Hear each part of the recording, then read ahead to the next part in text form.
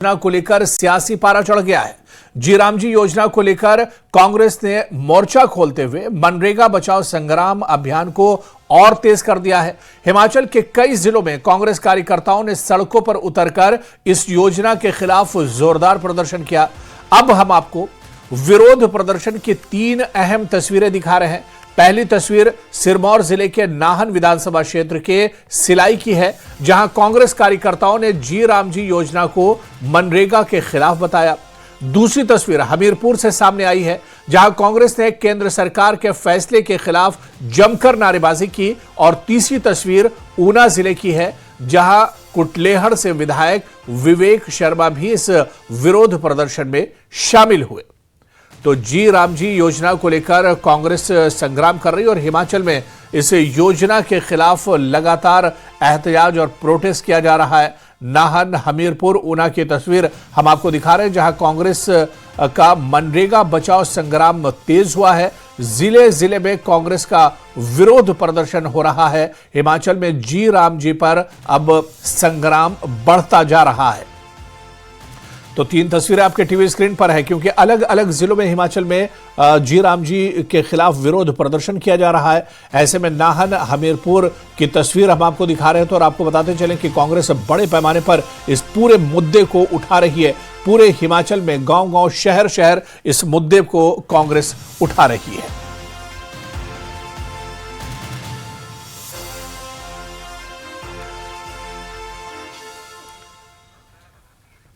और आपको बता दें कि ये आज की तस्वीर है, जहां पर कांग्रेस लगातार प्रेस कॉन्फ्रेंस कर रही है। अलग अलग जिलों में कल भी कांग्रेस ने प्रेस वार्ता की थी। और यह हमीरपुर की तस्वीर है, जहां पर आप देख सकते हैं मनरेगा बचाओ संग्राम प्रेस वार्ता कांग्रेस की तरफ से की गई है।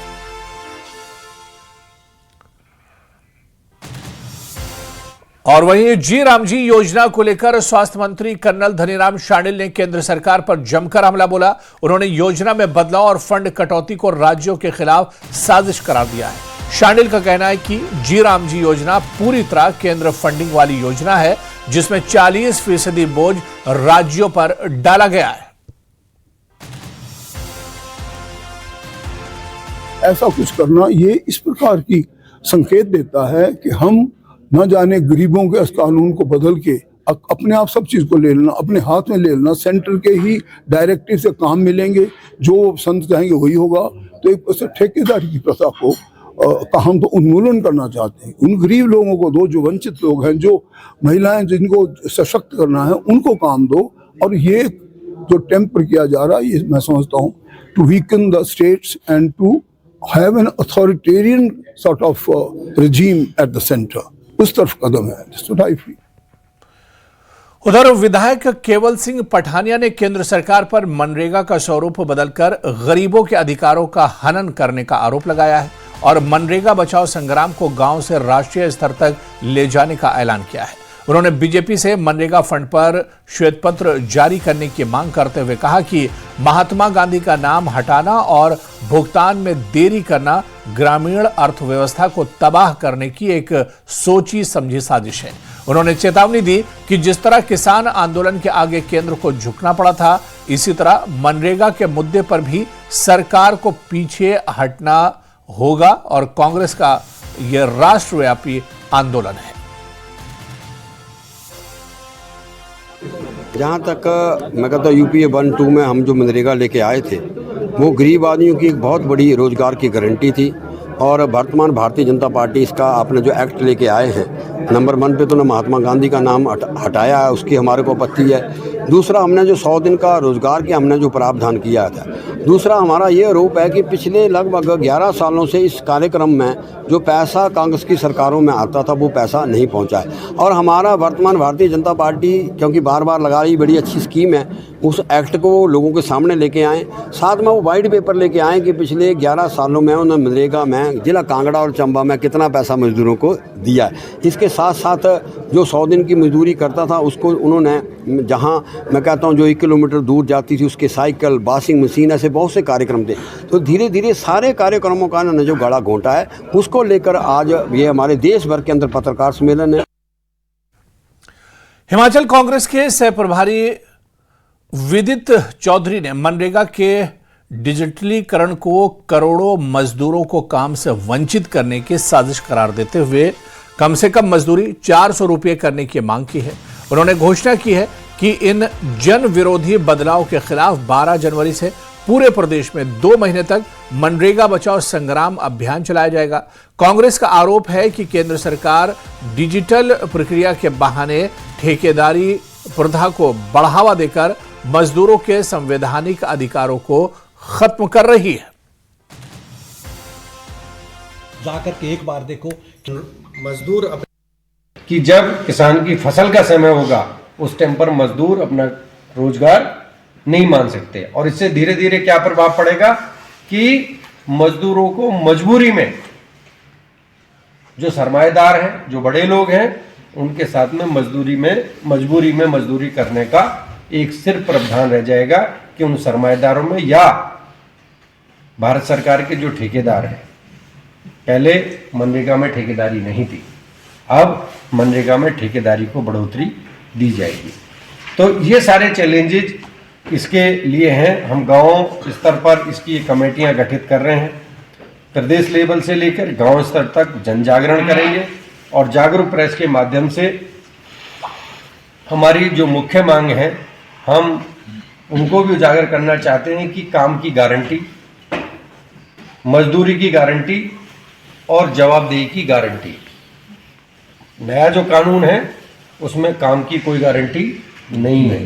भारत सरकार चाहेगी जिस स्टेट में मनरेगा की जरूरत है उसमें मनरेगा देगी, जिसमें भारत सरकार नहीं चाहेगी। तो वहीं हमीरपुर विधायक सुरेश कुमार ने भी केंद्र पर मनरेगा को जी राम जी योजना के नाम से बदलकर खत्म करने और बजट में भारी कटौती करने का आरोप लगाया है। उन्होंने कहा कि यह राज्यों पर अतिरिक्त बोझ डालने और गरीबों के रोजगार गारंटी छीनने की साजिश है, और इसके विरोध में कांग्रेस पंचायत स्तर पर सत्याग्रह और मनरेगा बचाओ संग्राम शुरू करने जा रही है ताकि जनता को जागरूक किया जा सके।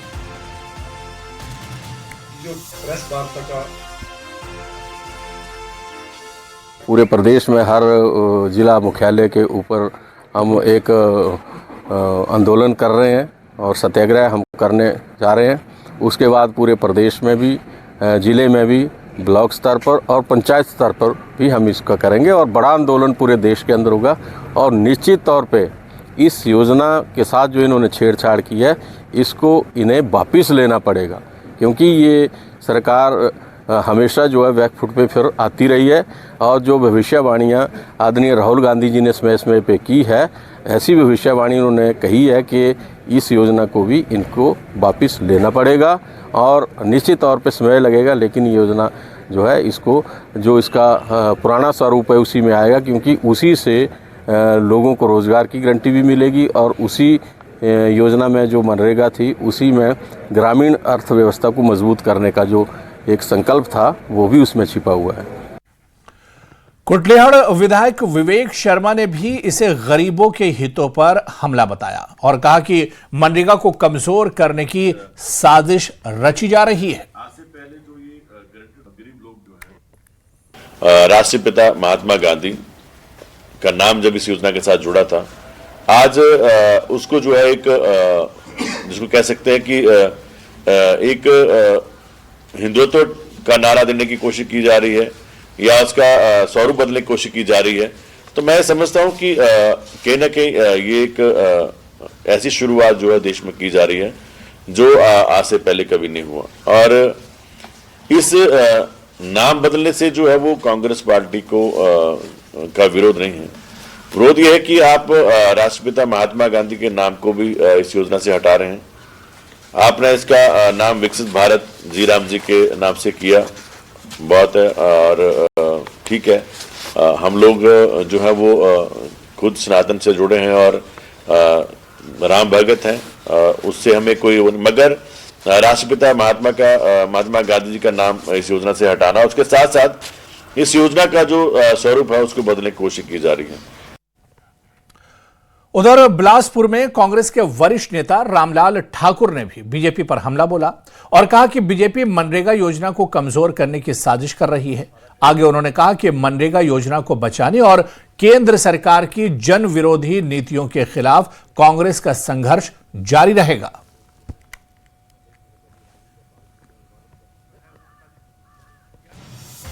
महात्मा गांधी के नाम से जो कि रोजगार योजना पूरे हिंदुस्तान में चली थी, और इस योजना से यहाँ तक कि कोरोना के टाइम पे जो लोगों को रोजगार अपने राज्य में मिला था, यूपी बिहार जैसे राज्य में, आज हुआ ये है कि इस कार्यक्रम का स्वरूप बदला गया है। एक तो कार्यक्रम ही बदल दिया गया, फिर एक तो नाम बदला गया। जिस महात्मा गांधी को पूरी दुनिया जो है वो आदर से देखती है, आज उनके नाम से जो रोज़गार योजना चली है मुल्क के अंदर, उसका नाम बदल के मैं नहीं सोचता कि कोई भारतीय जनता पार्टी के बुद्धिजीवी जो है वो क्या सोच रहे हैं, क्यों बदला।